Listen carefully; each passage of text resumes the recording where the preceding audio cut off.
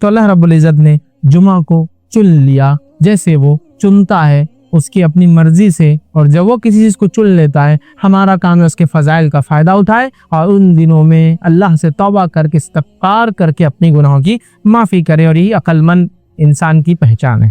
صحیح مسلم کی روایت ہے، نبی اکرم صلی اللہ علیہ وسلم فرماتے اور کہتے ہیں، حدیث کے الفاظ سنیے، اللہ تعالیٰ نے ان لوگوں کو جو ہم سے پہلے تھے جمعے سے گمراہ کر دیا۔ جمعہ بڑا اسپیشل ہے، یاد رکھیے، ہم سے پہلے کے جو لوگ تھے جمعے کے ذریعے اللہ ان کو گمراہ کیا۔ شاید وہ لوگ جمعے کی اہمیت سمجھ نہیں پائے، جمعہ دیا گیا قبول نہ کیا ہو، جمعہ دیا گیا منمانی کر کے کوئی اور دن پسند کیا گیا ہو، ہوتا ہے نا، جیسا کہ یہود کو اللہ رب العزت آپشن دیتا ہے اور وہ آپشن کو غلط آپٹ کرتے ہیں ہمیشہ۔ اللہ کہتا ہے قربانی کر دو جانور کی، کتنے بہانے بناتے ہیں اننیسیسریلی، پھر مشکل ہو جاتی ہے قربانی، ہے نا۔ سو پورا واقعہ ہے سورہ بقرہ پڑھیا، تو ان کی عادت تھی جمعہ دیا گیا ہوگا، ہو سکتا خود سے کچھ بولا ہوگا یہ نہیں یہ چلے گا، یا ہو سکتا اس کا فائدہ نہ اٹھا کے آزمائش میں پڑ گئے ہو۔ تو اللہ کے رسول صلی اللہ علیہ وسلم فرما رہے ہیں مطلب پچھلی قوموں کو یہ ملا تھا، فائدہ نہیں اٹھا سکی، امت مسلمہ جمعہ کے ساتھ خاص ہے، جیسا اس کا امت کا نبی خاص ہے، یہ امت خاص ہے، تو اس امت کو دیا گیا دن بھی خاص ہے۔ تو نبی اکرم صلی اللہ علیہ وسلم فرماتے ہیں اللہ تعالیٰ نے ان لوگوں کو جو ہم سے پہلے تھے جمعے سے گمراہ کر دیا، تو یہودیوں کے لیے ہفتے کا دن مقرر کر دیا، پھر چاہے جمعے کو فائدہ نہ اٹھا پائے یا منمانی کی تو ہفتہ دے دیا، اور پھر فرمایا اور کہا، اور عیسائیوں کے لیے اتوار کا دن مقرر کیا، پھر اللہ تعالیٰ نے ہمیں لے کر آیا، مطلب ہم لوگوں کو مسلمانوں کو اللہ تعالیٰ لے کے آئے، اور پھر آپ صلی اللہ علیہ وسلم فرمایا ہمیں لے کر آئے اور ہمیں جمعے کے دن سے راہ سمجھائی، جمعے کے دن کے ذریعے ہم کو ہدایت دی، یاد رکھیے اس دن کے ذریعے۔ تو گویا جمعہ بڑا اہم دن ہے، یاد رکھیے جمعہ بہت زیادہ امپورٹنس کا حامل ہے۔ جمعہ اس دن کو ہمیں چاہیے کہ صحیح ڈھنگ سے ہم منائیں، جمعہ اس دن ہم خوب سے خوب عبادت کریں، جمعہ اس دن جو سنت ہے اس پہ عمل کرنے کو، جمعہ اپنے مغفرت کے لیے اس کو طے کر لے، جمعہ خاص دعاؤں کے لیے ہم خاص کریں، جمعہ بہت سارے چیزوں کا اس میں اہتمام کرنا ہے، یاد رکھیے یہ بڑا اہم دن ہے، یاد رکھیے۔ ویسے جمعہ کہتے جمع سے لفظ آتا ہے چونکہ اس دن لوگ جمع ہونے والے ہیں، یہ قیامت قائم ہونے والا دن ہے جمع۔ ویسے بھی جمعہ میں لوگ مسجد میں جمع ہوتے ہیں، جامع مسجد وہاں بھی جمع ہوتے ہیں، لیکن جمعہ وہ دن ہے جس دن لوگ روز قیامت میں جمع ہو چکے، اس دن قیامت قائم ہو، سمجھ رہا؟ تو بہرحال جمع ہونے کا دن، چاہے وہ جمعہ کے دن نماز جمعہ کی شکل میں یا جمعہ کے دن قیامت آنے کے بعد انسانوں کے جمع ہونے کی شکل، ٹھیک۔ تو آپ سے فرمایا دوسری قومیں آزمائی گئی اس دن سے، ہمیں ہدایت دی گئی اس دن سے، لہٰذا اس دن کو ضائع نہ کرے۔ ہدایت مطلب خالی چھٹی کے حد تک خوش ہو رہے ہیں، یا جمعہ ہے تو ہالیڈے ہے تو منائیں گے، یا مینٹیننس ڈے ہے تو آج فری رہتے، نہیں۔ جمعہ بہت اہم ہے ایک مسلمان اور ایک مومن کے لیے، اس کو فائدہ اٹھائے، اس کو انکیش کیجیے، اس کے فضائل کو خوب ہم لوگ اپنائیں اور اس میں اپنے گناہوں کی اللہ سے معافی مانگے، ٹھیک۔ تو اللہ تعالیٰ نے اس عظیم ترین دن کو یاد رکھے ہمیں دیا، اور اس کو بہت زیادہ خصوصیتوں کا حامل بنا دیا اس دن کو، جس کو ہم جمعہ کہتے ہیں۔ تو ہمیں مخصوص عبادتیں جو اس دن کے لیے خاص ہے کرنا چاہیے، عام عبادتیں بھی ہیں لیکن اس دن کی کچھ خاص ہے، کرنا چاہیے۔ اور اس دن کے اندر اللہ رب العزت نے جو دعوت دی اس دن کے ذریعے، وہ کیا دعوت ہے؟ بہت سارے اچھے اعمال جو اس دن کرنا ہے، ایک دعوت ہے اللہ کی طرف، تاکہ ہماری نیکیوں میں اضافہ اور ہم اپنے گناہوں کی اللہ رب العزت سے معافی مانگے، یاد رکھیں۔ صحیح مسلم کی روایت ہے، نبی اکرم صلی اللہ علیہ وسلم فرماتے کہتے ہیں جمعے کا دن وہ بہترین دن ہے، جمعے کا دن سب سے بہترین دن ہے جس میں سورج طلوع ہوتا ہے۔ جمعہ بیسٹ ڈے ہے جس دن سورج نکلتا ہے، سورج تو روز نکلتا ہے نا، ہفتہ نکلتا ہے، اتوار نکلتا ہے، یوم الاحد، یوم الاثنین، یوم الثلاث، یوم الخمیس، مطلب جو ہے اتوار، پیر، منگل، بدھ، جمعرات، جمعہ ہے نا نکلتا ہے، لیکن جو ہفتے بھر میں سورج جس دن نکلتا ہے جس کی سب سے زیادہ فضیلت ہے وہ دن کون سا ہے؟ یوم الجمعہ۔ تو سورج کے تعلق سے آپ فرماتے حدیث، یہ جو ہے حدیث صحیح مسلم کی، آپ نے فرمایا جمعے کا دن سب سے بہترین دن ہے جس پہ سورج نکلتا ہے، ٹھیک ہے۔ تو بیسٹ ڈے ہے، یاد رکھیے، طلوع ہوتا ہے۔ اس دن آدم کو اللہ تعالیٰ نے پیدا کیا، اور کیا خصوصیت ہے اس دن کی؟ اس دن اللہ رب العزت نے آدم علیہ السلام کو پیدا کیا۔ دوسرا فرمایا اسی دن انہیں جنت میں داخل کیا، جنت میں بھی اسی دن یہ گئے، اور اسی دن انہیں اس سے نکالا گیا، جنت سے اسی دن یہ نکالے گئے۔ قیامت بھی جمعے کو ہی قائم ہوگی، قیامت بھی اسی دن آنے والی، اس لیے یوم الجمعہ ہی جمع ہونے کا دن ہے، چاہے نماز جمعہ کی شکل میں بھی جمع ہوتے ہو اور قیامت قائم ہوں گی تو تب بھی لوگ جمع ہو جائیں گے، تو قیامت اسی دن قائم ہوں گی۔ آدم علیہ السلام اس دن پیدا کیے گئے، جنت میں داخل کیے گئے، جنت سے نکالے گئے، سمجھو مطلب دنیا میں آئے، اور اسی دن قیامت قائم ہونے والی ہے۔ بہت افضل دن ہے، یہ مذاق نہیں ہے، یہ چھٹی کا دن نہیں ہے۔ حالت یہ ہے کہ جو لوگ ہفتہ بھر بھی فجر پڑھتے ہیں जुमा को फजर नहीं पढ़ते चूंकि वर्किंग डे नहीं है, आज बोले लंबा सोना है।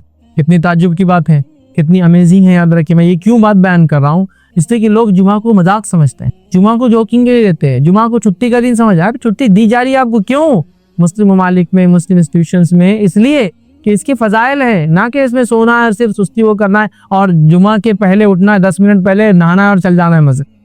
बड़ा अहम दिन है, याद रखिए, तो इस दिन को ज़ाया मत कीजिए, क़यामत इसी दिन कायम होगी। आइए मुस्नद अहमद और इब्न माजा की रिवायत है, अबू लुबाबा बदरी रज़ी अल्लाह अन्हु के रावी फरमाते हैं रसूलुल्लाह सल्लल्लाहु अलैहि वसल्लम फरमाया, और से सुनिए, यकीनन जुमे का दिन तमाम दिनों का सरदार है। सूरज जिस पे तुलू होता है सबसे अफजल दिन है, पहली हदीस में चला गया। ये हदीस क्या बयान करिए, ये तमाम दिनों का सरदार है, समझ रहा। तो जुमा क्या फरमा रहे आप सल्लल्लाहु अलैहि वसल्लम, यकीनन जुमे का दिन तमाम दिनों का सरदार है और अल्लाह ताला के यहाँ सबसे अजीम है। अल्लाह ताला के यहाँ सबसे अजीम है, हमारे लिए हम बेकार जाया कर रहे हैं, छुट्टी है तो फायदा उठाइए, सबसे अजीम है। फिर फरमाया ये अल्लाह ताला के यहाँ ईद उल अज़हा और ईद उल फित्र से भी ज्यादा बढ़कर है। ये अल्लाह ताला के नजदीक ईद उल अज़हा और ईद उल फित्र से ज्यादा बढ़कर है, क्योंकि ईद उल अज़हा और ईद उल फित्र तो सिर्फ मनाने की है, त्योहार है मुसलमानों के, जो बार बार आने वाला दिन है जिसमें खुशियां मनाते हैं। लेकिन जुमा फजाइल के एतबार से उससे ज्यादा फजीलतें लिए हुए अपने अंदर। तो फरमाया अल्लाह के नजदीक ईद उल अज़हा ईद उल फित्र के दिन से भी बढ़कर है। इसकी 5 खसलतें हैं, इस दिन की 5 स्पेशलिटीज है, 5 खसलतें इस दिन की। इस दिन में अल्लाह ताला ने हजरत आदम को पैदा फरमाया, इस दिन ये पैदा हुए। दूसरा फरमाया और इसी दिन इनको जमीन पर उतारा गया, मतलब इनसे खता हुई फिर माफी हुई, जमीन पर उतारे गए और इसी दिन इन्हें फौत किया गया। इनका इंतकाल भी दुनिया आने के बाद जुमा को ही हुआ। फिर फरमाया और जुमा के दिन एक ऐसी घड़ी है, एक ऐसी सा है, एक ऐसा वक्त है, एक ऐसा टाइम है जिसके अंदर जो कुछ भी मांगा जाए अल्लाह अता करता है, सिर्फ हराम चीज ना मांगी जाए। ये इसकी खसलत है। फिर फरमाया इसी दिन क़यामत कायम होंगी, ये इसकी खसलत है। फिर फरमाया हर मुखर्रफ फरिश्ता, अल्लाह के मुखर्रफ फरिश्ते हैं, स्पेशल फरिश्ते जो अल्लाह के अर्श को उठाए हुए होते हैं उनको बोलते हैं मुखर्रफ फरिश्ते। मुखर्रफ फरिश्ते, ये मुखर्रफ फरिश्ते कैसे होते हैं, क्या इनका मामला है? फरिश्तों की दुनिया मेरा एक लेक्चर है, उसमें जरूर आप सुने, कितने अमेजिंग ये फरिश्ते हैं, याद रखें। तो बहरहाल हर मुखर्रफ फरिश्ता जो अल्लाह के करीब होता है, अल्लाह के अर्श को उठाए रहता है या उठाएगा, अल्लाह के अर्श से इसका ताल्लुक है। मुखर्रफ फरिश्ता आसमान और जमीन और हवा, आसमान और जमीन और हवा और समंदर जुमा के दिन से डरते हैं। अल्लाह का मुखर्रफ फरिश्ता जमीन और आसमान, हवा और समंदर, मतलब जमीन आसमान हवा और पानी सब जुमा के दिन से डरते जब ये आता है। क्यों? क्योंकि जुमा को क़यामत कायम होने वाली, तो वो घबरा जाते, वो डर जाते अपने रब से, समझ रहा। और मुसलमान का हाल ये सबसे ज्यादा मस्त होकर पड़ा हुआ है जुमा के दिन। जो जुमा की मखसूस इबादत है वो तो गायब है, फराइज भी इस दिन छूट जाते हैं, इसलिए कि बोले हफ्ता भर नमाज पढ़ाना मैंने फजर की। जुमा आज एक छुट्टी का दिन है, क्योंकि ऑफिस रहता जल्दी 8 बजे तो उठ जा रहा है, फजर हो जा रही, ऑफिस नहीं है आज तो फजर भी नहीं आई। सुभान अल्लाह, ये तो इतना अजीम दिन है, ये दिनों का सरदार है, सबसे अफजल दिन है जिस पर सूरज तुलू होता है। इस दिन अल्लाह के मुखर्रफ फरिश्ते जमीन आसमान समंदर हर कोई, हवा पानी सब डर रहे हैं, क्योंकि इस दिन क़यामत कायम। आदम अलैहिस्सलाम पैदा हुए, आदम अलैहिस्सलाम दुनिया में भेजे गए, आदम अलैहिस्सलाम इसी दिन वफात पाए। और एक ऐसी घड़ी है इस दिन में जिस घड़ी में जो दुआ मांगी जाए रद्द नहीं होती सिवाय हराम चीज ना मांगे। और इसके साथ साथ इसकी एक और फजीलत है, इसी दिन क़यामत कायम हो और हर कोई इस दिन से डरता है अल्लाह की मखलूक। सिर्फ इब्ने आदम जो है मस्त है, जिन और इंस नहीं समझ पा रहे कि रब्बुल इज्जत ने क्या फजीलत का हामिल बनाया इस दिन को। इसकी फजीलत को समझ के अपनी जिंदगी को हम बदले। आइए अब इस ऊपर वाली हदीस में एक जो नुक्ता हमको इजाफी मिला, उससे पहले की हदीस में भी सेम था। आदम अलैहिस्सलाम पैदा किए गए, तौबा किए, जन्नत में डाले गए, दुनिया में भेजे गए, इंतकाल हुआ इसी दिन, ये बातें तो पता चल गई हमको। लेकिन एक इजाफी चीज थी इसके अंदर, वो ये थी इसमें एक घड़ी आती है, एक टाइम है जिसमें मांगी गई दुआ अल्लाह रद्द नहीं करता सिवाय हराम चीज ना मांगी जाए। आइए उसके ताल्लुक से थोड़ी सी तफसीलात देखते हैं। अबू दाऊद की रिवायत है, नबी अकरम सल्लल्लाहु अलैहि वसल्लम फरमा रखा, जुमा का दिन 12 सात में जो है 12 घड़ियां इसके अंदर होती है, 12 पार्ट्स जिसको बोल लीजिए आम जबान में, ठीक। तो अल्लाह के रसूल सल्लल्लाहु अलैहि वसल्लम फरमाते जुमा के दिन में 12 सात है, 12 घड़ियां हैं, 12 घड़ियां हैं, ये 12 घड़ियों का होता है। इसमें एक घड़ी ऐसी है कि मुसलमान इस घड़ी को पाकर अल्लाह से जो मांगता है तो अल्लाह इसे जरूर देता है, लिहाजा इसे तुम असर के बाद आखिर घड़ी में तलाश करो। जुमा का दिन 12 घड़ियों में आपने फरमाने तकसीम होता है। इसमें एक घड़ी ऐसी है जिस घड़ी के अंदर समझ जिस घड़ी के अंदर जो मोमिन दुआ मांगता है अल्लाह उसकी दुआ को रद्द नहीं करता है, और इस घड़ी को तुम असर के बाद तलाश करो। ये आप फरमाते हैं, और तुम असर के बाद आखिरी घड़ी में इसको तलाश करो। तो गोया जुमा पूरा दिन है, पूरे दिन में असर के बाद से लेकर, और हम जानते हैं ना दिन कब बदलता है, तो मैं समझ रहा हूँ इल्म होगा, दिन मगरिब से बदलता है इस्लाम में, रात के 12 बजे के चक्कर में मत जाइए, ठीक है। मगरिब से दिन बदलता है, इसकी दलील क्या है, बहुत ज़्यादा तफसीलात में नहीं जाऊँगा। जब रमज़ान का महीना आता है तो पहले क्या पढ़ते हैं, तरावी, और बाद में रोज़ा रखते हैं ना। तो मगरिब होते ही चांद दिख जा रही है, रमज़ान शुरू हो गया, अब तरावी होंगी आज, समझे आप, ठीक है। तो मगरिब से शुरू होता है, इसीलिए जुमा से एक दिन पहले को उर्दू ज़बान में क्या बोलते हैं, जुमेरात। जुमा की रात आने वाली है, आगा हो जाओ, ठीक है, इसी इसको बोलते हैं जुमेरात, कि जुमा की रात अभी आ जाती है, दिन एहतमाम करो इसका, अभी से पालो। तो गोया जुमेरात की रात, थर्सडे के दिन मगरिब से जुमा शुरू होता है, इसीलिए उसको उर्दू में जुमेरात बोलते हैं। जुमा की रात आज आ जाती है एक दिन पहले, फिर जुमा आता है। अब जुमा के दिन असर के बाद आप समय फरमाया इसको तलाश करो, तो जुमा के दिन असर के बाद बोले तो दिन कब खत्म होता है, मगरिब में। मगरिब से क्या लगेगा, यौमुस सब्त, हफ्ता लग जाएगा, शनीचर लग जाएगा, ठीक है। तो गोया असर से मगरिब के बीच में है। इस घड़ी में मांगी गई दुआ को अल्लाह रद्द नहीं करता, सिवा हराम चीज ना मांगी जाए। डन। बहुत सारे लोग मुसीबतों से, बीमारियों से, तकलीफों से, परेशानियों से, जिस्मानी परेशानियों से, घरेलू परेशानियों से, माली परेशानियों से परेशान हैं। बस उठा लीजिए इस दिन का फायदा, मना लीजिए इस दिन को, हकीकत में मना लीजिए अपने रब को, करवा लीजिए अपनी दुआ कबूल। रद्द नहीं करता अल्लाह मोमिन की दुआ, सिवाय हराम चीज ना मान। तो आप फरमाते हैं अल्लाह जरूर देता है, लिहाजा इसे तुम असर के बाद आखिरी घड़ी में तलाश करो। तो देखिए आप कितनी फजीलत है इस यौमुल जुमा की, जुमा के एक दिन की याद रखिए। तो आप कोई इंसान ये घड़ी को कभी गलती से भी ज़ाया ना होने, खूब फायदा उठाए इस घड़ी का, याद रखिए, ठीक है। तो अल्लाह ताला ने जुमा के दिन में भी असर के बाद के वक्त कोई खास फजीलत दी थी जुमा के दिन के, ताकि इसमें किया जाए अमल, बहुत बेहतरीन होता है, दुआ के एतबार से कबूल हो जाता है।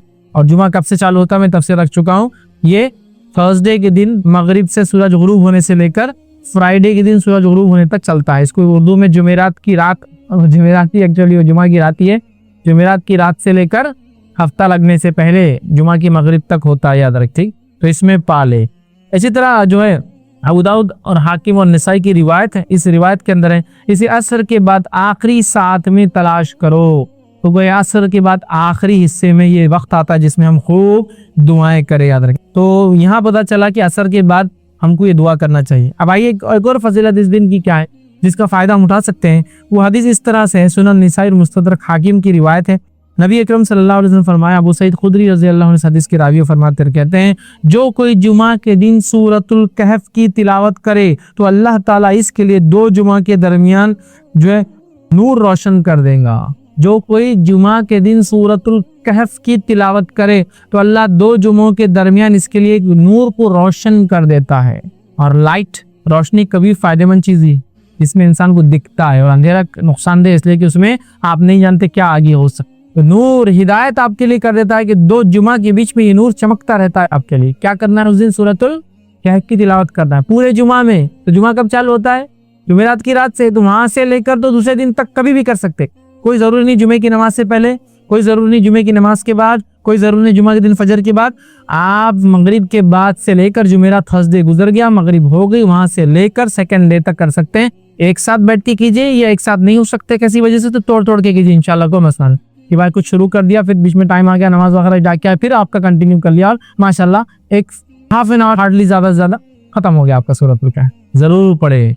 और सूरतुल कहफ जब सबसे अफजल और सबसे अजीम दिन में पढ़ने का हुक्म दिया जा रहा है, तो मैं आपसे कहूंगा सूरतुल कहफ की तफसीर पर भी जरा गौर करें कि क्या वो संदेश, क्या मैसेज और क्या पैगाम है सूरत के अंदर की सबसे अजीम और सबसे अफजल दिन इसको पढ़ने का हुक्म दिया जा रहा है। जब आप इसको पढ़ेंगे तो बहुत सारी बातें आपको पता चलेंगी। सूरतुल कहफ के अंदर बहुत सारे खजाने हैं छुपे हुए, याद रखिए, जिनको आप जब पढ़ेंगे जुमा के और सबसे अफजल दिन तो इसको याद रखेंगे कि ये क्या है।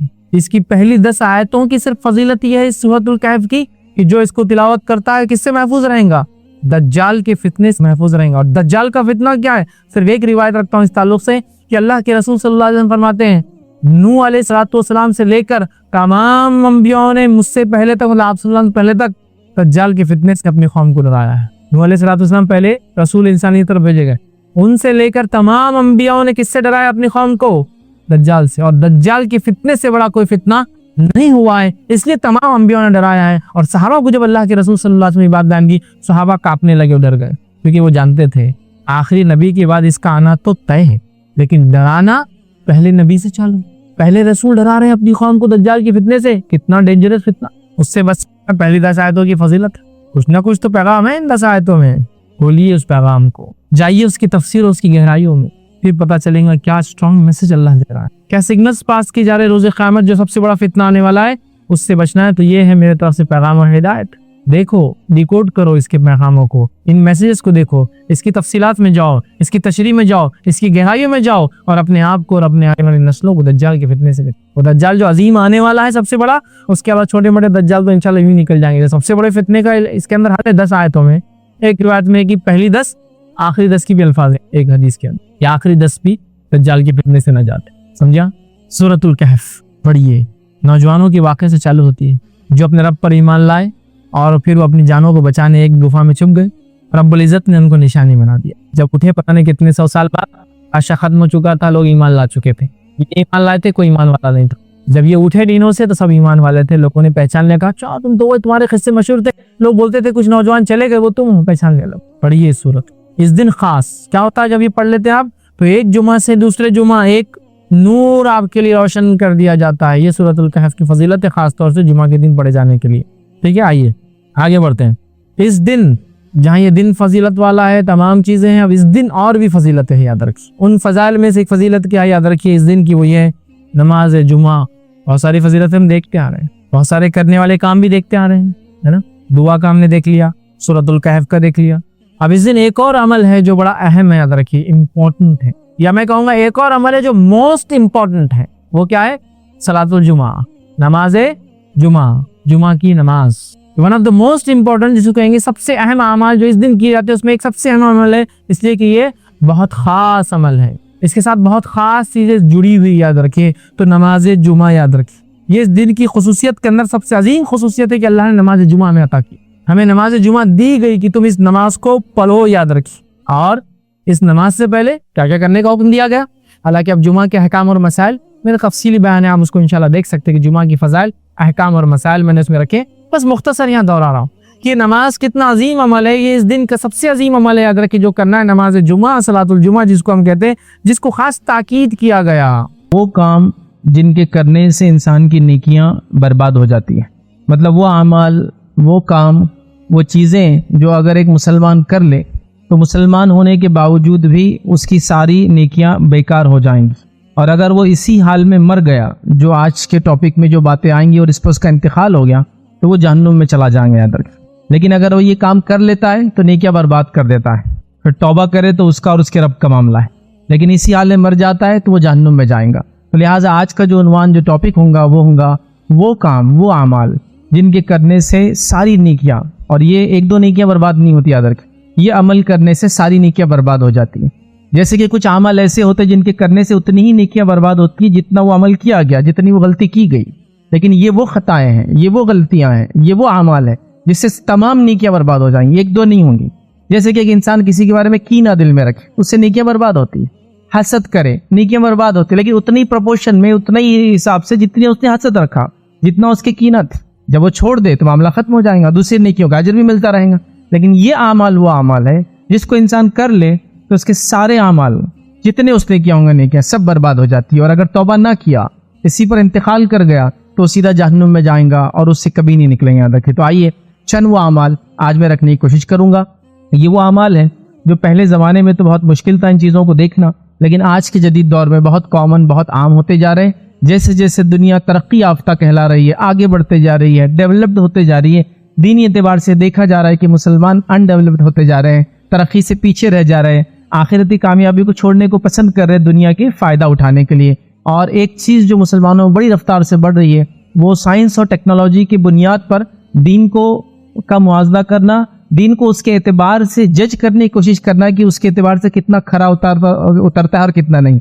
دیکھیے ایک بات یاد رکھیے، سائنس اور ٹیکنالوجی اپنا رخ کبھی بدل لیں گی. کل تک جو چیز کہی جاتی تھی کہ ایسا ہے، وہ پتہ چلیں گا آج سائنس نے کہا ایسا نہیں ہے. یاد رکھیں، ہے نا.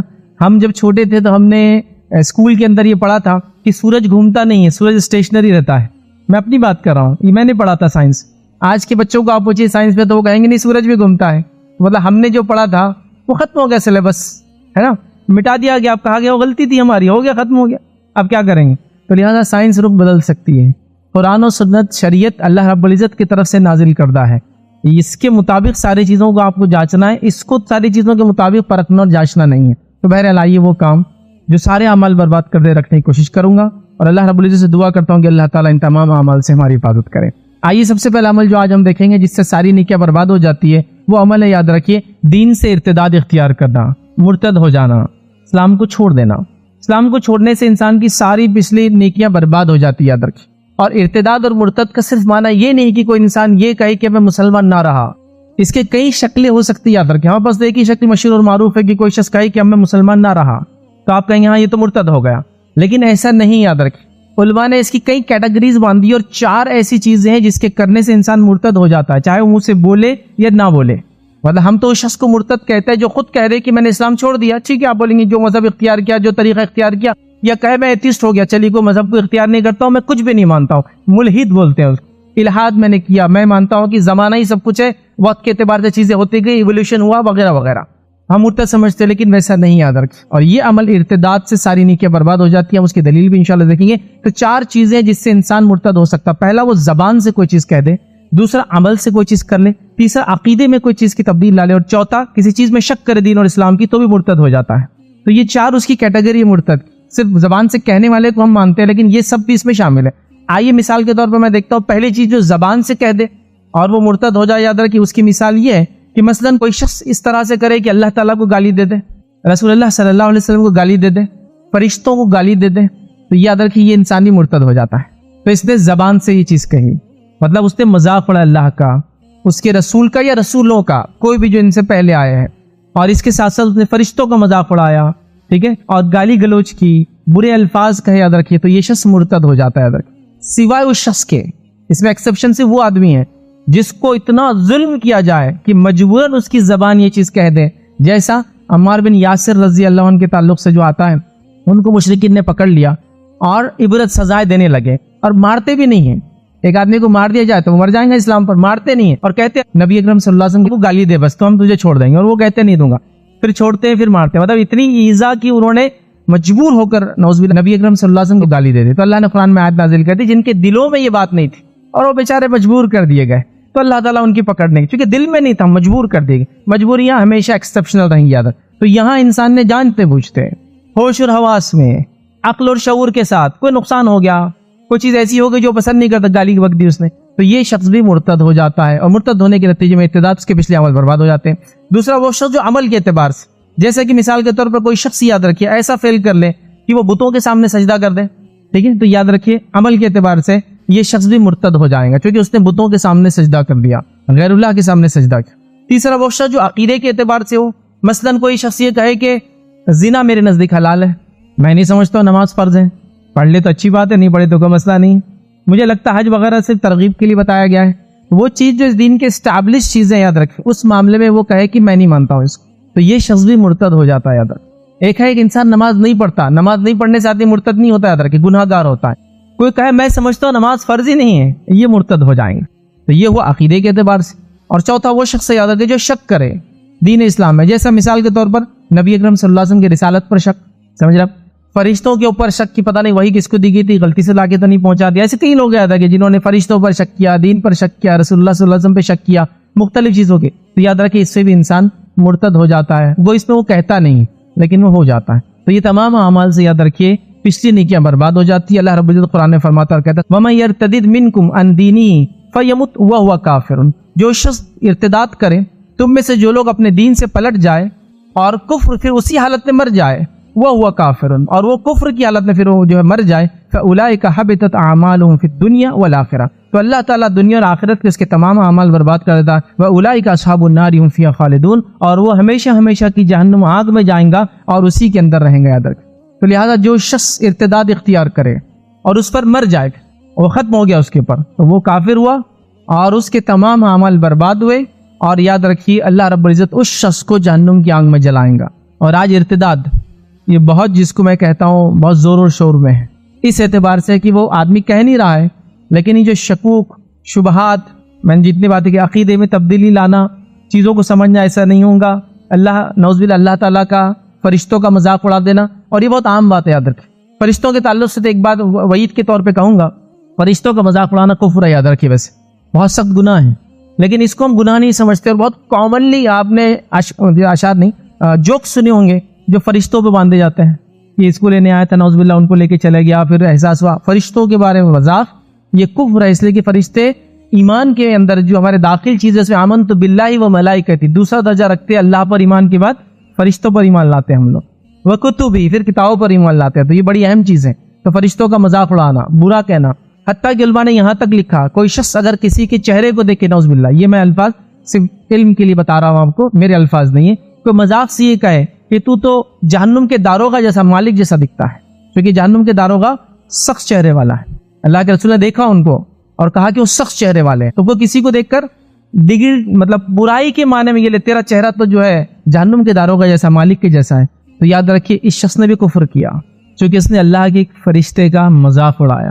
تو بہرحال ارتداد بہت خطرناک چیز ہے، اس سے تمام پچھلے اعمال جس نے بھی کیا ہوں گا سب برباد ہو جاتے. لہٰذا اس معاملے میں بڑی احتیاط کرے. اور آج بچوں کو تعلیم نہ دینے کے نتیجے میں، تعلیم سے برا دینی تعلیم، ماشاءاللہ دنیاوی تعلیم میں تو آگے سے آگے بڑھتے چلے جا رہے ہیں، دینی تعلیم نہ دینے کے نتیجے میں، تربیت نہ کرنے کے نتیجے میں، اسلامی عقیدہ نہ سکھانے کے نتیجے میں ان کے لیے ارتداد آسان ہو گیا. اور یہ ارتداد کی طرف نوجوان کیوں جاتے ہوا میں رکھ دوں یہاں، کیونکہ ہم صرف نوجوانوں کو یا نئی نسل کو بلیم نہیں کر سکتے. مسئلہ یہ کہ ہم نے سوال و جواب کا معاملہ بند کر دیا ان کے ساتھ. نوجوانوں کے ذہن میں 100 سوالات ہیں، اور ہم سوالات کو اگر کرنے بھی دیتے ہیں تو بہت کیٹیگرائز کر کے یہ کرنا اور یہ نہیں کرنا. یہ سوال تمہارے ذہن میں آیا کیسا آیا، اب جواب دینا ہے. آیا کیسے بول سکتے ہیں؟ اب اس وجہ سے بولتے ہیں کہ یہ جواب تو مجھے ملنے والا نہیں، اس لیے کہ اسلام میں اس کا کوئی جواب ہے نہیں، نتیجتاً میں اس دین کو حق نہیں مانتا ہوں. یا یہ بھی ایک کئی ادیان جو دنیا میں چلتے ہیں وہ دین کا ایک جو ہے یا ایک مذہب ہے. مذہب سمجھتے ہیں نا، مذہب مطلب وہ طریقہ جس میں کوئی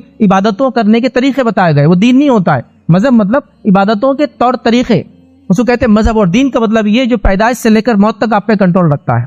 تو اسلام دین ہے، یاد رکھیے، مذہب نہیں ہے، یہ دین ہے. ٹھیک ہے، تو بہرحال اس کو سمجھنے کی ضرورت ہے. ہم جواب نہیں دیتے ہیں. جب جواب نہیں ملتا ہے تو نوجوانوں کو یہ لگتا ہے جو میڈیا کے ذریعے سوالات اٹھائے گئے، مستشرقین کے ذریعے، اورینٹلسٹ کے ذریعے سوالات اٹھائے گئے، ایکس مسلم کے نام سے لوگ سوالات اٹھا رہے ہیں. اسی طرح وہ لوگ جو دیگر مذاہب کے جو اسلام کے بارے میں برائیاں لوگوں میں پھیلا کر مسلمان نوجوانوں خراب کر رہے ہیں، ان کے اٹھائے گئے سوالات ہیں.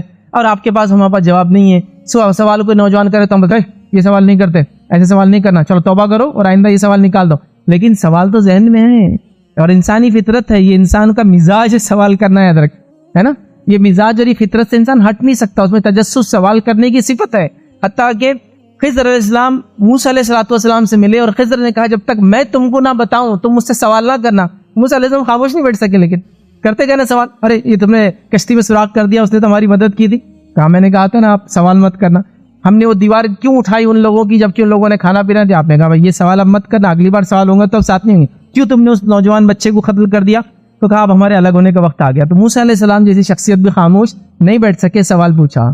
فرشتوں کو آپ دیکھیے، جیفری لینگ نامی ایک بڑے مشہور میتھمیٹیشین ہے، مجھے نہیں پتا کہ وہ حیات ہے نہیں اب، لیکن کسی زمانے میں 1780s میں وہ ایمان لے کر آئے تھے. امریکن میتھمیٹیشین تھے، سائنٹسٹ تھے میتھس کے. تو بہرحال انہوں نے وہ سوال کرتے تھے تو لوگوں نے کہا کہ سوال نہیں کرنا، دین میں سوال نہیں ہے. دیکھیے دین میں سوال، بیجا سوال انبیاءوں کی موجودگی میں نہیں ہے، کیونکہ انبیاءوں کی موجودگی میں بیجا سوال کرنا یہودیوں کی عادت تھی. لیکن جب اب نبی چلے گئے، نبی اکرم صلی اللہ علیہ وسلم دنیا چلے گئے، اب سوال جو ہوتے تجسس کے لیے ہوتے ہیں، تحقیق کے لیے ہوتے ہیں، نالج کے لیے ہوتے ہیں. وہ انبیاءوں کو تکلیف دینے والے سوال یہود و نصارہ والے نہیں ہیں. ہمارے پاس ایک طریقہ ہے بولے سوال نہیں کرنا. وہ جب سوال کرتے تو لوگ کہتے نہیں دین میں سوال نہیں. تو انہوں نے ایک بڑی بہترین کتاب لکھی تھی، آن لائن اویلیبل ہے، ایون دا اینجلس آسک. مطلب انہوں نے قرآن کو مطالعہ کیا اور کہا حتیٰ کہ فرشتے بھی سوال کرتے ہیں. یہ نا فرشتوں نے سوال کب کیا؟ آدم علیہ السلام کو جو اللہ نے بنایا تو فرشتوں نے سوال کیا نا کہ تو ایسی مخلوق کو کیوں بناتا ہے جو زمین فساد کرے، خون بہائے؟ ہم ہے نا تیری تقدس، تیری ہم سنا اور تیری بڑائی بیان کرنے کے لیے. انہوں نے کہا ایون دا اینجلس آسک، فرشتے تک سوال کرتے ہیں بھائی. تو میں تو ایک انسان ہوں، میرا حق کیوں چنتے ہو سوال کرنے کا؟ تو انسان میں تجسس ہے. تو نئی نسل کو ہم جواب نہیں دے پا رہے. نتیجتاً وہ یاد رکھے الہاد اور ایتھیزم، دین سے بیزارگی اور پھر مرتد ہونے کے حد تک چلے جاتے ہیں. تو میں پہلے کہوں گا ہم کو اپنا رول ادا کرنا چاہیے. کسی پہ الزام لگانے سے پہلے اپنے آپ کو دیکھنا چاہیے, اس کے بعد بات کرنا چاہیے. تو پہلی چیز یاد رکھیے جس سے اعمال برباد ہو جاتے وہ ہے ارتداد, مرتد ہو جانا. آئیے دوسری چیز جو آج ہم دیکھیں گے جس کی وجہ سے انسان کے سارے اعمال برباد ہو جاتے ہیں جو اس نے کیا, وہ ہے غیر اللہ کی عبادت کرنا. اللہ کے علاوہ کسی کی آپ عبادت کریں گے تو یہاں انسان کے سارے پچھلے اعمال برباد ہو جاتے ہیں. ابھی وقت نہیں ہے مطلب میں آیتیں پڑھتا, لیکن میں اس آیت کے آخری حصہ آپ کو پڑھ کے سناتا ہوں جو سورہ انعام سورہ نمبر 6 اور آیت نمبر 88, اس سے پہلی بھی آیتیں چل رہی ہے 84, 85, 86, 87, 88, یہ پورے سلسلے وار چل رہی ہے جس میں اللہ تعالیٰ نے تقریباً کوبش تمام انبیاءوں کے تذکرے کیے. مطلب آیتوں کے اندر پورے نام لیے اللہ نے, اور نام لینے کے پورے بتانے کے بعد جو بات آیت نمبر 88 میں کہی وہ آیت میں صرف آپ کے سامنے رکھ اللہ نے فرمایا رکھا وَلَوْ أَشْرَكُوا لَحَبِطَ عَنْهُمْ مَا كَانُوا يَعْمَلُونَ. اگر اے نبی صلی اللہ علیہ وسلم یہ لوگ بھی شرک کرتے تو ان کے تمام اعمال ہم برباد کر دیتے. کون؟ یہ انبیاء بھی, یہ انبیاء جن کے نام اللہ نے ایک کے بعد ان آیتوں کا پڑھیے جا کر لیے. اس کے بعد کہا اگر یہ لوگ بھی شرک کرتے تو ہم ان کے اعمال بھی برباد کر دیتے. تو شرک وہ جرم ہے یاد رکھیے جس سے تمام اعمال برباد ہو جاتے ہیں, اور اس پہ کسی کی موت آ گئی وہ ہمیشہ جہنم میں جلنے والا یاد رکھیے, اس کے لیے کوئی راستہ نہیں بخشش کا. یاد رکھیے چونکہ شرک یہ سب سے بڑا گناہ ہے. اللہ نے اس کے بارے میں اعلان کر دیا کہ اس کی معافی نہیں ہوگی. ان اللہ لا یغفر و یشرک بہ و یغفر ما دون ذلک لمن یشاء, کہ اللہ تعالیٰ نے اعلان کر دیا کہ وہ شرک کو کبھی معاف نہیں کریں گا. ہاں اس کے علاوہ گناہ چاہے تو معاف, شرک معاف نہیں ہوتا ہے, ٹھیک ہے, اور اس پر موت آ جائے تو سارے اعمال برباد ہو جاتے ہیں. لیکن بڑی افسوس کی بات ہے شرک کا تو ہمارے معاملات, ہمارے پاس ایسا معاملہ ہے کہ یہ تو دھکے دھکے پر کی جانے والی چیز ہے. بلکہ یہ افسوس کے ساتھ کہہ رہا ہوں امت مسلمہ میں اکثر مسلمانوں کی پہچان اور نان مسلمز کے اندر مسلمانوں کی پہچان ان کا شرک ہے, ان کی توحید نہیں ہے. ایک مسلمان سچا اور پکا مسلمان کسی فلم میں اگر بتایا جائے گا تو کس حالت میں ہوں گا بتائیے, اس کے گلے میں ایک چیز لڑکی ہوں گی یا اس کے ڈنڈ پہ ایک چیز باندھی ہوئی ہوں گی, اس سے پتہ چلے گا یہ سچا اور پکا مسلمان ہے ہی نہیں ہے. تو مسلمان کی پہچان اس کے اب توحید سے نہیں ہے, مسلمان کی پہچان اس کے شرک سے ہے. دیکھیے اور واقعی میں ہم نے بنائی, آپ یہاں کوئی چیز کھیل رہے ہیں اور گلے کی ایک چیز لے کے آپ چوم کے بتا رہے ہیں کہ اس کی وجہ سے میں نے فلاں عمل کر دیا اور میں کامیاب رہا, تو پورے لاکھوں اور کروڑوں لوگ جو ویور دیکھ رہے ہیں ان کو لگتا ہے ہاں مسلمان بھی یہ چیز کو مانتا ہے, اس کی وجہ سے دیکھو اس نے سینچری مار لی, اس کی وجہ سے اس نے فلاں کر لیا. تو آپ نے اپنے شرک کو اجاگر کیا لوگوں کے سامنے. اور توحید کی دولت جو ہم کو دی گئی تھی یاد رکھیے یہ وہ نعمت تھی یاد رکھیے جس کے لیے انبیاؤں کو تکلیف دی گئی. کاہن, جادوگر, نعوذ باللہ پاگل, زنا کے الزام لگے, جیل گئے, قتل کیے گئے, مارے گئے, ظلم کیے گئے, تکلیف دیے گئے, اپنے شہر سے نکالے گئے اور ہجرت کر کے دوسری جگہ جانا پڑا. کیا کچھ نہیں ہوا, ان کے بیوی اور بچوں کو شہید کیا گیا, ان کے ماننے والوں کو تکلیف دی گئی. یہ ساری چیزیں صرف توحید کے لیے ہوئی. یاد رکھیں شرک کے خلاف ہی عمل کیا گیا. سبحان اللہ, وہ قوم نے اپنے آپ کو شرک میں ڈبا دیا. ذرہ برابر بیماری شرک کر لو شفا یاب ہو جاؤں گے, شرک کر لو وہ کامیاب ہو جاؤں گے. ہم بزنس میں تھوڑی سی تکلیف فلاں چیز لٹکا لو کامیاب ہو جاؤں گے. تم کسی مصیبت اور بلا کو ٹالنا ہے فلاں چیز چپکا لو, کھا لو, لگا لو, ٹھوک لو, پلا لو, جلا لو, دبا دو, کامیاب ہو جاؤں گے. ایک جھٹکے مطلب کامیابی. تو غیر اللہ کے علاوہ کسی سے مانگنا, یہ سمجھنا کہ وہ مصیبت کو ٹال سکتا ہے, دکھ کو دور کر سکتا ہے, تکلیف کو دور کر سکتا ہے, بیماری کو دور کر سکتا ہے, خوشیوں کو لا سکتا ہے, خیر کو لا سکتا ہے, اچھائی کو لا سکتا ہے, یہ سب شرک ہے. اور چیزوں سے وہ توقعات رکھی جاتی جس کے بارے میں تعجب ہوتا ہے.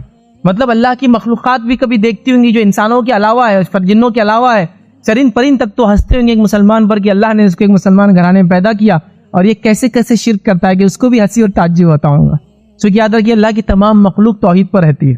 ہمیشہ جھاڑ پہاڑ چرند پرند سورج چاند سب ذکر ہی کرتے رہتے ہیں, ہمیشہ توحید پر ہوتے ہیں. یاد رکھیں.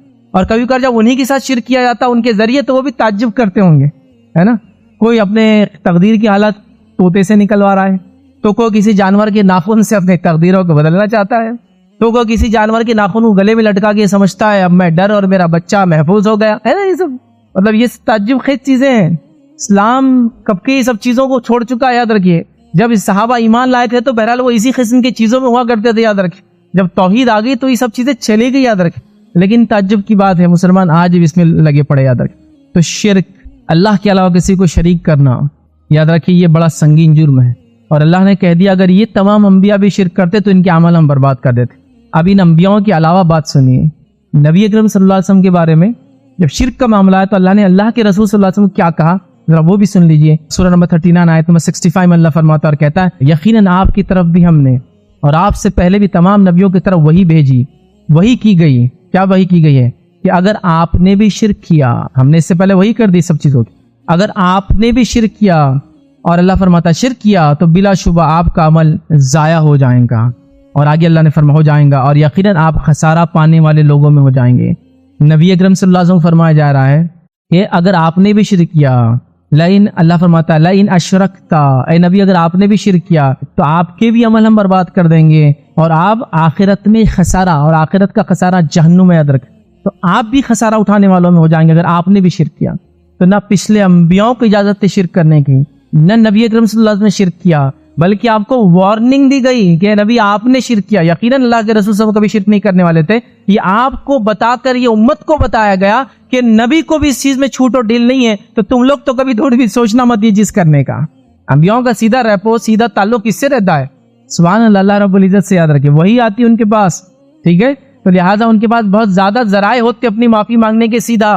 تو ان سے وارننگ دی جا رہی ہے کہ آپ نے بھی شرک کیا تو ہم معاف نہیں کرنے والے آپ کو. سبحان اللہ. تو اندازہ لگا, یاد رکھ. تو لہٰذا شرک بڑی ڈینجر چیز ہے, یاد رکھ. ڈینجر بولنا بھی غلط ہے. سب سے زیادہ خطرناک اور ڈینجرس چیز کوئی ہے اگر تو یہ ہے, اور سب سے زیادہ آسانی سے جو کی جا رہی ہے امت مسلمہ میں, یہی عمل ہے. یاد رکھ. بزنس میں تکلیف آ گئی, بزنس ڈوبنے لگا, دیکھیے اللہ سے دعا کیجئے, توبہ استغفار کیجئے, اور دنیاوی ذرائع تلاش کیجئے کہ کیوں بزنس ڈوب رہا ہے. عقل تو یہ کہتی ہے نا, صبح 1 بجے اٹھ کر 3 بجے بزنس پہ جانے والا یہ کہے کہ بزنس ڈوب رہا ہے تو بس ڈوبنا ہی چاہیے نا. کون سا بزنس 3 بجے چلتا ہے یار؟ کہاں کی تو کون سی دنیا میں رہتے ہو تم؟ تو آپ بول رہے بزنس ڈوب رہا ہے, بزنس سے بیٹھے اور موبائل کے اندر سر ڈالا ہوا ہے پورا مکمل طور سے.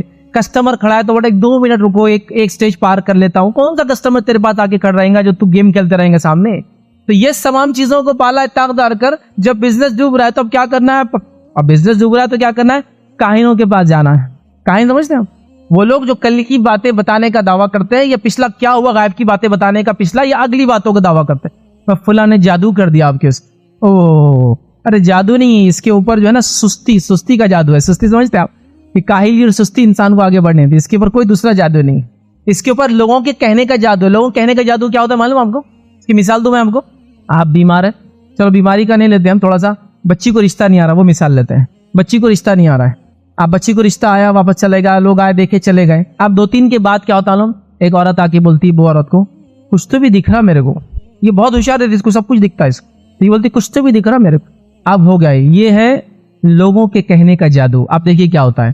پھر اگلی عورت آتی, کچھ تو بھی دکھ رہا, مطلب کچھ تو بھی کرنی وغیرہ ہے, شاید بچی کو رشتہ نہیں آ رہا. اب اس کا عقیدہ مضبوط ہو رہا کہ ہاں کچھ تو بھی ہے.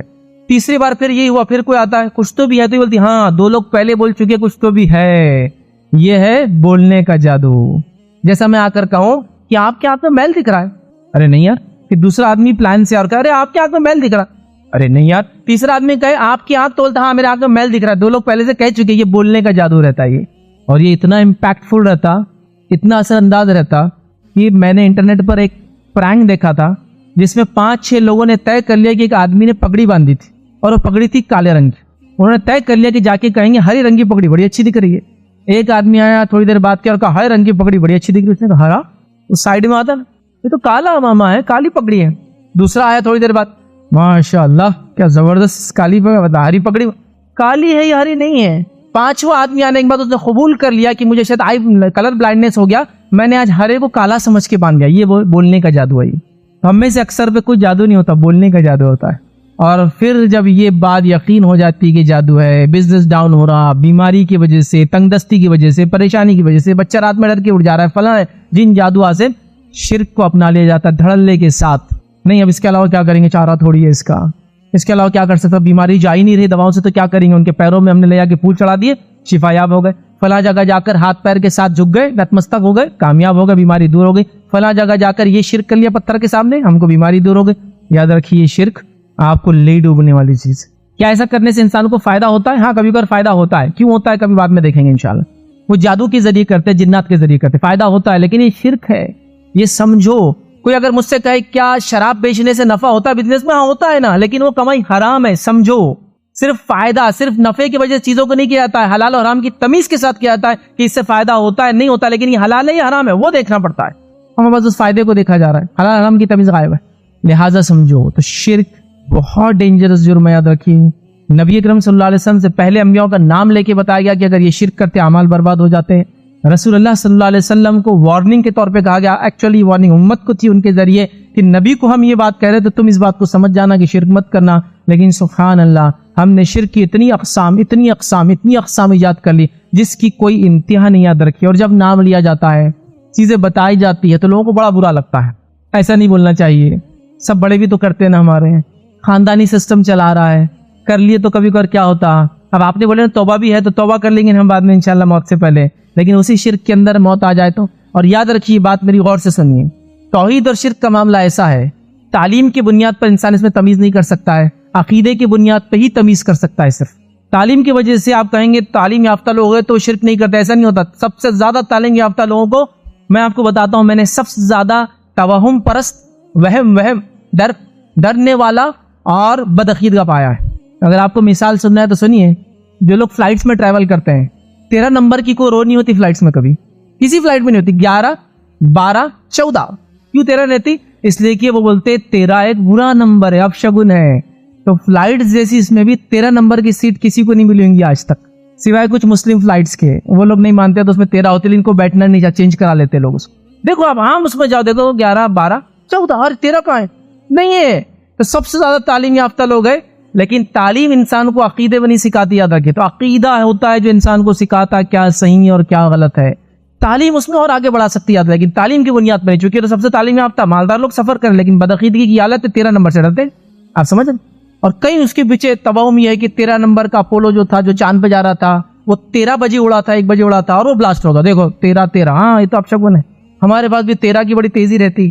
13 نمبر ہمارے پاس بھی کوئی بہت اچھا نہیں ہے. 13 تیزی فلاں، یہ نمبر نہیں لیے تو اچھا ہے، یہ فلاں کی، یہ سب چیزیں یاد رکھے، یہ سب چیزیں یاد رکھی. ایک مرتبہ ایک صاحب بات کرنے لگے، میرا بچہ انجینئرنگ میں نمبر لگ گیا.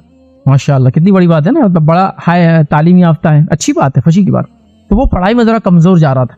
پھر کیا کیا تو بولے ہم نے ایک جگہ لے گئے، ایک در پہ لے گئے، ایک قبر پہ لے گئے، اور وہاں لے جا کے اس کا طریقہ یہ ہے، عقل بڑھانے کا طریقہ، کہ شکر ڈالی جاتی زمین پر، اور آدمی نے جانور کے جیسا ہاتھ پیر زمین پہ ٹیکنا، مطلب گھٹنے ٹیکنا اور اس کو زبان سے سیدھا چاٹنا. جب سے چاٹا بولے اتنا عقل مند ہو گیا جس کی کوئی انتہا نہیں. تو میں نے کہا یار بس وہ شکر وہاں سے لا کے پورے دنیا میں بانٹ دو، سارے بچے عقل مند ہو جائیں گے.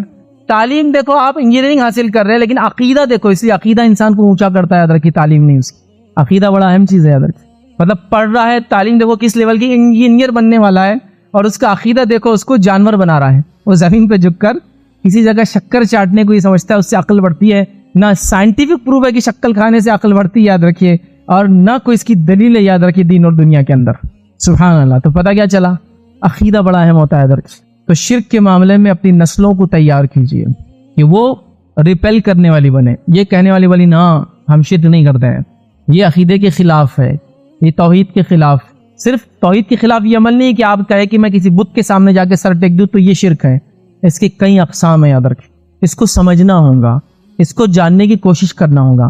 اسی کے تحت یاد رکھیے میں نے ایک پورا لیکچر سیریز ریکارڈ کروائی ہے، دیکھنا چاہتے ہیں کہ جو 32 لیکچرز تقریباً 33 گھنٹے کی ریکارڈنگ ہے، 32 لیکچر مشتمل ایک آسپیکٹ جو شرک کا ہو سکتا ہے اور توحید کیا، اس کا ایکسپلین کیا. سیریز کا نام ہے توحید اور شرک سیریز، جس کے 32 ایپیسوڈز ہیں. یاد رکھیں، آپ اس کو آن لائن اگر آپ یوز کرتے ہیں تو ضرور دیکھیں. تو وہاں بہت تفصیل میں، اب ظاہر سی بات ہے 33 گھنٹوں میں بات کی گئی تو بہت ڈیٹیل میں سوال و جواب کے ساتھ چھوٹے سے چھوٹا سوال جو توحید کے بارے میں اور شرک کے بارے میں اس میں لینے کی ہم نے کوشش کی. تو دوسرا عمل، جس عمل کے کرنے سے یاد رکھیں انسان کے تمام اعمال برباد ہو جاتے ہیں، وہ جہنم رسید ہو جاتا ہے اور وہ کبھی جنت میں نہیں جانے والا ہے، وہ سب سے ڈینجرس چیز ہے اور وہ شرک ہے. یاد رکھیے، تو ہم شرک کے بارے میں بچوں کو جو ہے تعلیم دیں، یہ کیا ہوتا ہے اور توحید کیا ہوتا ہے، اپنی نسلوں کو سمجھانے کی کوشش کریں. ورنہ یاد رکھیے جنریشن آئیں گی اور جائیں گی، جس بھی طریقے سے اعمال کریں گے، جتنے بھی اچھے اعمال کریں گے، چاہے نمازی ہو، روزدار ہو، زکوٰۃ دے، حج کرے، سب کرے، توحید میں اگر کوئی کمی تھی تو یاد رکھیے وہ شخص جنت میں نہیں جانے والا. حتیٰ کہ ایک چھوٹی سی چیز، ایک روایت کے الفاظ تو اس طرح سے آتے ہیں کہ 2 لوگ تھے اور وہ جنگل سے گزر رہے تھے. اس جنگل میں کچھ قبائل جنگلی لوگ رہتے تھے اور ان کا طریقہ یہ تھا کہ جب بھی کوئی شخص وہاں سے گزرے، ان کا جو دیول تھا، جو بت تھا، اس پہ چڑھاوا چڑھائے، نہیں تو وہ چھوڑتے نہیں تھے. اب یہ 2 دوستوں کو پکڑ لیا، انہوں نے کہا کہ چڑھاؤ کچھ نہ کچھ. وہ دونوں نے کہا ہم تو کچھ چڑھا نہیں سکتے، مسلمان تھے. تو شیطان آیا اور کہا کہ اگر یہ تم کو مار دیں گے اس کی وجہ سے، ایک مکھی چڑھا دو لے کر، مطلب ایک مکھی لو، مارو اور چڑھاوا چڑھا دو اور کیا مسئلہ، نکل جاؤ پھر. کیا اتنا سی چیز ہے. اور اس میں سے ایک نے مکھی کو مار کے چڑھا دیا اور اس کو انہوں نے بخش دیا, مطلب اس کو جانے دیا. اور دوسرے نے کہا کہ نہیں, میں مکھی بھی نہیں چلا سکتا, اور اس کو انہوں نے قتل کر دیا. یہ شخص جنت چلا گیا اس کے قتل ہونے کی وجہ سے, اور وہ شخص جہنم چلا گیا اس کے شرک کی وجہ سے. تو ایک مکھی کی وجہ سے ایک انسان جنت میں گیا, اور ایک مکھی کی وجہ سے ایک انسان جہنم میں گیا. غیر اللہ کے نام پر اس نے مکھی چڑھائی تھی. ہم نے تو بکرے اور سانڈ اور کیا کچھ نہیں چڑھا دیا غیر اللہ کے نام, اللہ کے علاوہ. اور اس کو ہم توحید سمجھ رہے ہیں, اس کو کامیابی سمجھ رہے ہیں, اور کہہ رہے ہیں کہ ہم اللہ کے نام سے ذبح کرتے ہیں. تو مجھے بتاؤ, اگر کوئی انسان کسی جانور کو غیر جو اسلامی طریقے سے ذبح کرے اور بسم اللہ کہہ دے تو حلال ہوا؟ تو آپ بولیں گے نہیں حلال نہیں ہوا, بسم اللہ کہنے کے بعد بھی نہیں ہوا. تو آپ غیر اللہ کے نام پہ قربانی کرے اور اللہ کا نام بسم اللہ لے, بسم اللہ نہیں پورا قرآن بھی پڑھے تو حلال نہیں ہوتا, اور وہ شرک ہوتا ہے وہ عمل. لیکن ہمارا معاملہ یہ ہے کہ وہ بڑے کرتے آ رہے ہیں, سماج میں چل رہا ہے, اتنے لوگ غلط کیسے ہو سکتے ہیں ایک ساتھ؟ بھائی ایسا نہیں ہو سکتا ہے. تو لہٰذا توحید کا معاملہ سینسٹیو ہے, شرک کا معاملہ خطرناک ہے. انشاءاللہ اس پہ ہم کو کافی اسٹڈی اور غور و فکر کرنے کی ضرورت ہے. کتابیں اور لیکچرز موجود ہیں آج کل کے زمانے میں, بہت آسان ہے, آپ اس کو ضرور سنیں اور پڑھیں تاکہ اس کو کریں. انشاءاللہ اور بھی کچھ پوائنٹس ہیں, پھر انشاءاللہ آنے والے جمعے میں اور بھی وہ اعمال دیکھیں گے جو اعمال کے کرنے سے سارے پچھلے نیکیاں انسان کی برباد ہو جاتی. آج ہم نے 2 دیکھی, آنے والے اس میں انشاءاللہ اور 3 سے 4 ایسے اعمال ہیں جن سے پچھلی نیکیاں جو برباد ہو جاتی ہے, اور انسان اس سے مر جائے تو جہنم میں جاتا ہے. وہ دیکھنے کی کوشش کریں گے. اللہ رب العزت سے آخر میں دعا ہے کہ اللہ سبحانہ تعالیٰ ہم تمام کو ایسے تمام اعمال سے بچائے جس سے اللہ کی ناراضگی ملتی ہے, اور تمام ان اعمال کو کرنے کی توفیق عطا فرمائے جن سے اللہ تعالیٰ تو راضی ہوتا ہے. اسی طرح وہ تمام گناہ جو ہم سے ہوئے, اللہ تعالیٰ ہم تیرے سامنے جو ہے معافی مانگتے ہیں, آؤ بکا کرتے ہیں, گڑ گڑاتے ہیں اور افسوس کرتے ہیں کہ غلطی اور خطا ہوئی, اور اللہ سے ہم دعا کرتے ہیں کہ تو ان خطاؤں کو ہماری جو ہے معاف کر.